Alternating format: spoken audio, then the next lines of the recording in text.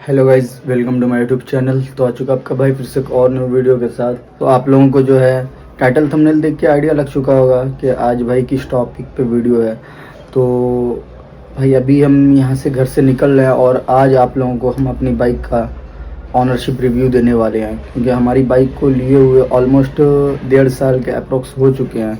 तो भाई अब तो जनरली ऑनरशिप रिव्यू आप लोगों को दे ही सकते हैं। और जो भी बताएंगे भाई इस बाइक के बारे में, जैसे भी बताएंगे वो सब अच्छे से क्लियर बताएंगे। सबसे पहले तो अपने को कोई अच्छे प्लेस पे जाना है जहाँ पर शोर शराबा ना हो। यहाँ पर तो आसपास में ऐसा कोई प्लेस नहीं दिख रहा है। थोड़ा माइंड लगाते हैं, उसके बाद फिर यहाँ से निकलते हैं। फिर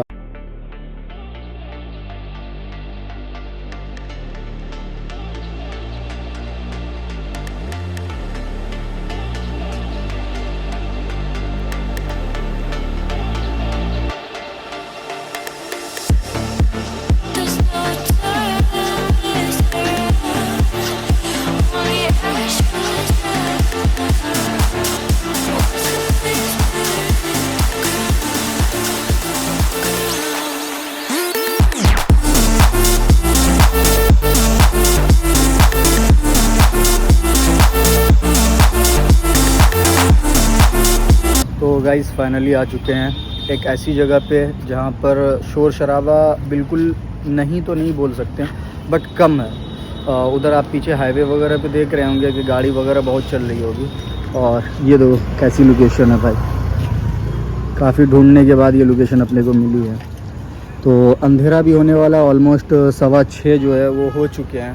तो फटाफट अब शूट करते हैं। ये रही है अपनी बाइक। चलो इसके बारे में कुछ डिटेल में बात करते हैं हम लोग। सबसे पहले अगर हम शुरू करते हैं, 2-3 चीज़ें इसमें है भाई, एक निगेटिव दूसरा पॉजिटिव। तो सबसे पहले अगर हम बात करेंगे तो वो निगेटिव के बारे में बात करेंगे।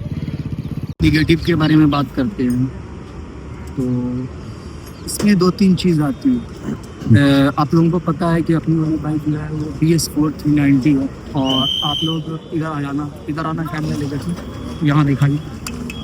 ये देखो भाई, अपनी गाड़ी जो है अभी तक टोटल जो चल चुकी है वो 16,500 मान के रखो, 16,500 किलोमीटर जो है अपनी बाइक चल चुकी है। तो आप लोगों को मैं जेन्युइन रिव्यू दे सकता हूँ, इतना तो हो गया। और अपनी बाइक को ऑलमोस्ट लिए हुए 1.5 साल हो चुके हैं। तो ये चीज़ मैं आपको क्लियर कर सकता हूँ। और एक चीज़ मैं इसमें ऐड ऑन करना चाहता हूँ कि 2025 अब एंड होने पे है और 2026 आने वाला है। तो क्या 2026 में क्या आप लोग ये बाइक ले सकते हैं, नहीं ले सकते हैं, ये सारी चीज़ मैं क्लियर करूँगा आज। तो सबसे पहले मैं बात कर रहा था इसके निगेटिव पॉइंट की, क्योंकि भाई ज़्यादा टाइम नहीं अपने पास, वरना अंधेरा हो जाएगा फिर फुटेज नहीं आ पाएगी। तो सबसे पहला मेन चीज़ जो है इसका सीट, आप लोग गिनते रहना भाई। नंबर 1 है इसका सीट का, इधर दिखो इधर दिखो। सीट का जो कुशनिंग है भाई इसका बहुत हार्ड है। ये देखो, चाहे आप राइडर सीट ले लो, पिलियन सीट ले लो, कोई सा भी ले लो, इसके सीट का कुशनिंग जो है वो बहुत ज़्यादा हार्ड है। और दूसरा अगर हम बात करें भाई, तो इसके अंदर हीटिंग का जो प्रॉब्लम है, आप लोगों को पता है कि ये BS4 है। तो BS4 के अंदर हीटिंग का प्रॉब्लम है, ये चीज़ मुझे पता है और आप लोगों को भी पता होगा। क्योंकि इसकी रीज़न ये है कि इसका जो बैंड पाइप आया हुआ है, बैंड पाइप आपको यहाँ से लेकर के जब आप पैर यहाँ रखते हैं ना, तो आपका थाई यहाँ तक आता है। तो ये इसका हीट जो है वो पूरा भाई आपके थाई पे आता है। अब थोड़ा शोर शराबा हो रहा है भाई, बाइक वगैरह आ जा रही है, क्योंकि कोई और ऐसा प्लेस नहीं मिला जहाँ हम शूट कर पाएँ। तो बोल रहा था कि उसका उतना दूर हो जाए, यहाँ पर से हीटिंग का इसका प्रॉब्लम है। दूसरा अगर हम बात करें भाई, सबसे मेन प्रॉब्लम, हीटिंग हम झेल लेते हैं, इसका ये सीट का कुशनिंग हम झेल लेते हैं, तो खैर इसको तो हम कुशनिंग करवा सकते हैं। हीटिंग का तो भाई अगर BS6 का बैंड पाइप डालना तो वो भी सॉल्व हो जाता है। मेन चीज़ जो है भाई इसके अंदर, इस बाइक के अंदर, वो है इसका नॉकिंग। आप जब लो गियर पे आप चलेंगे तो बाइक ऐसे ऐसे झटके से लेती है, खट खट खट खट खट खट खट आवाज़ भी करेगी और नॉकिंग करते रहती है, बीच में झटके लेने लगती है। तो ये चीज़ मुझे बहुत ख़राब लगता है इसका। आप जैसे अगर हाई गियर पे चल रहे हैं, जैसे लो गियर पे भी अगर चलेंगे लो स्पीड में, तो आपको बाइक झटके लगी। आप मान के चलो कि आप 3 नंबर गियर शिफ्ट करके रखें और आपका थ्रॉटल जो है, आपकी स्पीड जो है वो 20 से 25 है, तो बाइक बिल्कुल झटके लेने लगती है, जैसे लगती है कि आप बाइक बंद हो जाएगी। तो ये सबसे मेन प्रॉब्लम है इसका। और मुझे अभी तक में इसके अंदर ऐसा कोई भी प्रॉब्लम नहीं दिखा है, ना ही ऐसा कोई प्रॉब्लम फेस करना पड़ा है, चाहे इसके इलेक्ट्रॉनिक्स को लेकर के हो, चाहे इसके पार्ट्स को लेकर के हो, चाहे इसके बिल्ड क्वालिटी को लेकर के हो। ऐसी कोई भी प्रॉब्लम अभी तक मुझे जनरली नहीं आई है। और अब बात करते हैं भाई इसके पॉजिटिव पॉइंट के बारे में। अब पॉजिटिव पॉइंट हम यहाँ पर से आप लोगों को बताते हैं। बाकी आप लोगों को बाइक जो है बिल्कुल बल्की बल्की सी लग रही होगी, क्योंकि अपना क्रैश गार्ड लगा हुआ है और ऑरेंज में ऑरेंज थीम पूरा मैच कर गया।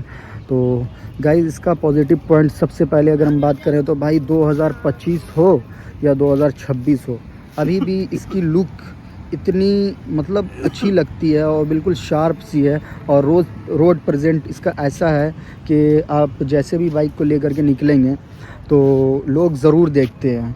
ये देखो, चाहे आप बैक से इसका लुक देखो, चाहे आप साइड से देखो या फ्रंट से देखो, या आप भाई यहाँ पर से इसका ये देखो भाई स्पीडोमीटर अभी भी भाई इसका TFT इतना अच्छा और इतने फीचर हैं इसके अंदर, जो कि गाइस इसका निगेटिव पॉइंट एक और था जो कि हम बीच में नहीं बता पाए। निगेटिव पॉइंट इसका एक और है कि आप को पता है कि ये BS4 है तो इसमें क्विक शिफ्टर नहीं आते हैं, जबकि BS6 में क्विक शिफ्टर भी आती है। तो इसका निगेटिव पॉइंट गाइस ये है कि आप जब बाइक को ऐसे अगर बाइक चला रहे हैं, मान के चलो आप नॉर्मली चल रहे हैं 50 60 70 ऐसे स्केलेट करके रखे हैं, बाइक को क्रूज़ करके रखे हैं, और जैसे थ्रॉटल ऐसे खोलते हैं थोड़ा सा भाई, अगर हाफ भी थ्रॉटल आप खोल दिए ना, अगर आपकी गाड़ी मान के चलो 6000 6500 7000 RPM पे अगर आप क्रूज़ कर रहे हैं, तो भाई इसका स्पीड ऐसे मतलब फ्यूल इसका ऐसे चला जाता है कि बता नहीं सकते हैं। तो एवरेज के मामले में भाई बहुत ख़राब हिसाब किताब है इसका, और बाकी हीटिंग वगैरह तो है ही। हाँ तो गाइज़ मैं बात कर रहा था इसके पॉजिटिव पॉइंट के बारे में। तो पॉजिटिव पॉइंट में आप अगर मान के चलो इसका मीटर ले लो भाई, अभी भी हाँ BS6 में और Gen 3 में तो बहुत सारी चीज़ें ऐड ऑन हो चुकी है, BS6 में भी कुछ चीज़ें हैं, और BS4 में तो क्विक शिफ्टर आते नहीं हो तो आप लोगों को बता दिए। और अभी भी बहुत सारा चीज़ है इसमें, बहुत सारा चीज़ है भाई, आप यूज़ नहीं कर सकते हैं। आपको जितना चीज़ की ज़रूरत है भाई वो सारी चीज़ें यहाँ पर आती है आप लोगों को, यहाँ पर से कंट्रोल और है। इसका सबसे मेन चीज़ है भाई, इसके इंजन में वाइब्रेशन ज़रूर है, बट इसके अंदर जो पावर है ना भाई, ज़बरदस्त पावर। बिगिनर के लिए अगर हम बात करें 390 अगर कोई सजेस्ट कर रहा है बिगिनर के लिए, तो भाई ये चीज़ें आप लोगों के लिए नहीं है।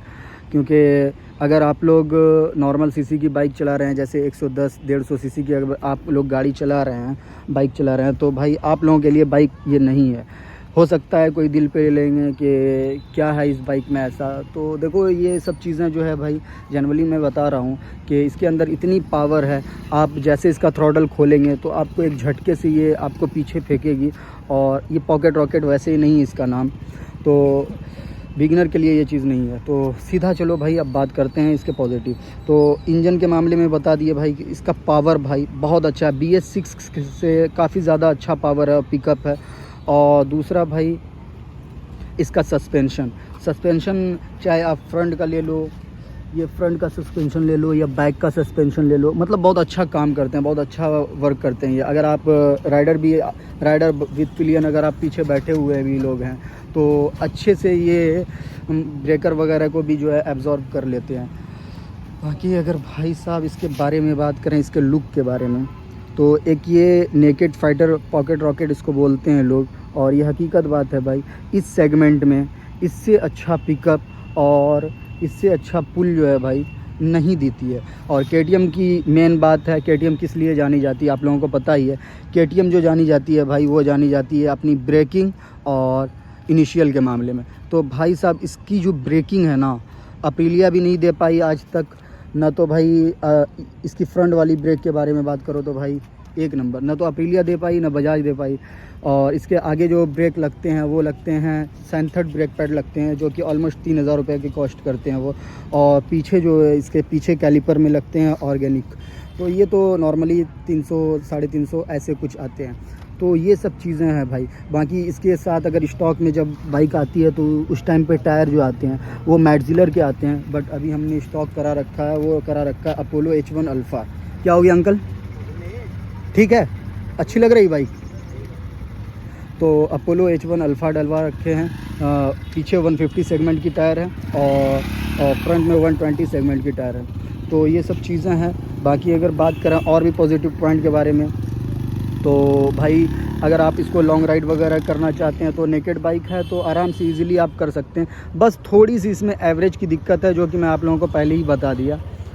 अगर इसके सर्विस कॉस्ट वगैरह के बारे में बात करें, ये देखो अंधेरा हो चुका है, ये देखो भाई कितना अच्छा मौसम हो रखा है, अंधेरा हो चुका है। तो आप लोगों को मैं फटाफट बताता हूँ यहाँ पर। अगर इसके सर्विस कॉस्ट वगैरह के बारे में बात करें, अगर आप नॉर्मल सर्विस कराते हैं तो इसका सर्विस कॉस्ट करता है आप लोगों को भाई मोबिल, एयर फ़िल्टर और क्या है, हाँ ऑयल फ़िल्टर, ये सारी चीज़ें अगर चेंज होती है और सर्विस सेंटर में आप कराते हैं तो आराम से 4 से 4-4.5 हज़ार रुपये चले जाते हैं नॉर्मल सर्विस में। और अगर पार्ट्स वगैरह के बारे में तो भाई फिर तो अलग से बात करनी पड़ेगी। तो गाइज़ अब बात करते हैं 2025 या 2026 के अंदर ये बाइक लेनी चाहिए नहीं लेनी चाहिए। तो मैं क्लियर करता हूँ भाई इस चीज़ को। अगर आपको BS4 इस कंडीशन में मिल रही, जिस कंडीशन में हमारी बाइक है, तो आप बिल्कुल आराम से आंख बंद करके उठा सकते हैं भाई। और अगर नहीं मिल रही है तो भाई मत उठाओ, क्योंकि इसके इंजन में फिर प्रॉब्लम आएगी, क्योंकि इंजन इसके हीट करते हैं और लोग जो है मेंटेन नहीं करते हैं, उस चक्कर में भाई इंजन की पूरी हालत ख़राब कर देते हैं, फिर आपको पकड़ा देंगे, फिर आप परेशान हो जाएंगे उस चक्कर में। और अगर BS6 मिलती है तो आप BS6 भी उठा सकते हैं, क्योंकि BS6 का एवरेज BS4 से काफ़ी ज़्यादा अच्छा है। तो ये सब चीज़ें हैं। तो गाइज़ ये थी कुछ हमारी ऑनरशिप रिव्यू। हो सकती है कि इसमें भाई बहुत सारी चीज़ें हम छोड़ चुके होंगे।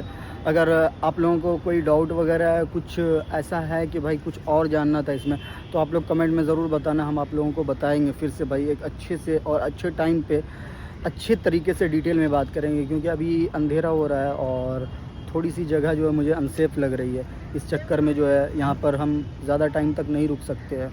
उम्मीद करते हैं भाई कि आप लोगों को ये वीडियो अच्छी लगी होगी, और बाकी बाइक कैसी लग रही है आप लोग कमेंट में बताओ। मिलते हैं आप लोगों से एक अच्छी सी प्यारी सी वीडियो के साथ। जब तक के लिए बाय बाय, आप लोग अपना ख्याल रखिए।